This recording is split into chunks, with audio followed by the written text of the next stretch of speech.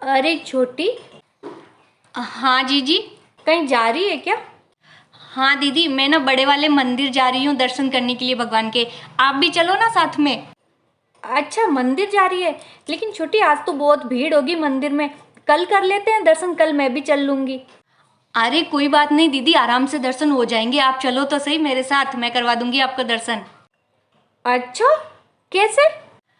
अरे दीदी, आपको पता नहीं है, पुजारी जी को 1100 रुपये देंगे ना, तो वो अपने को आगे वाली लाइन में ले जाके पहले दर्शन करवा देंगे। और अगर अपन 2100 रुपये देंगे ना, तो अपने हाथ से पूजा वगैरह भी करवा लेंगे और आगे वाले सबसे आगे खड़े होके भी दर्शन भी अच्छे से करवा देंगे। आप टेंशन क्यों ले रहे हो, चलो मेरे साथ।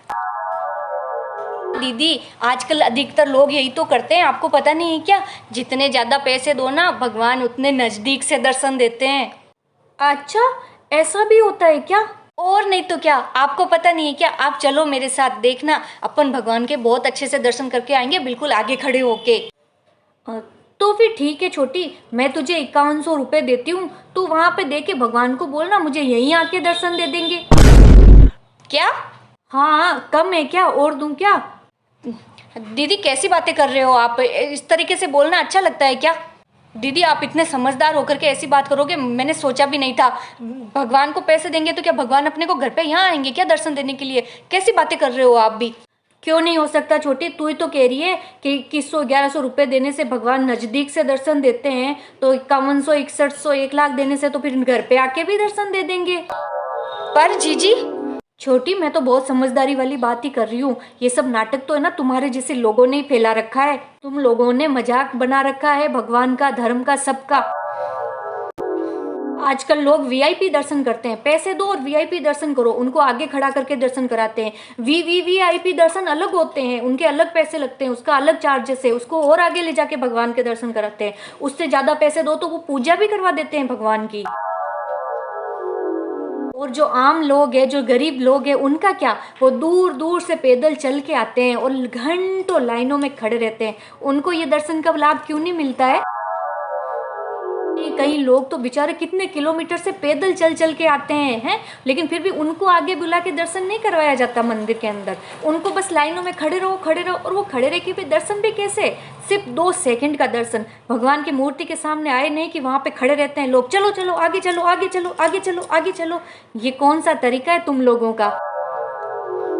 क्या उनका भगवान पर हक नहीं है? क्या उनको हक नहीं है कि वो भगवान का दर्शन करे? जिन्होंने पैसे फेंके हैं, क्या उन्हीं का हक है कि वो आगे खड़े होकर भगवान के पहले दर्शन करे? सबसे बड़े बड़े लोग आते हैं कार से, मंदिर के सामने उतरते हैं, उतरते ही पैसे फेंकते हैं, आगे जाके खड़े हो जाते हैं। लाइन में खड़े नहीं रह सकते, उनके पैर दर्द करेंगे। तो जो पैदल चल चल के आते हैं, उनके पैरों में दर्द नहीं होता है क्या? वो वहां पे घंटों लाइन, 2-2 दिन तक लाइनों में खड़े होकर दर्शन करते हैं भगवान के। क्यों? उनके पैरों में दर्द नहीं होता है क्या? या उनकी भगवान में आस्था कम है क्या?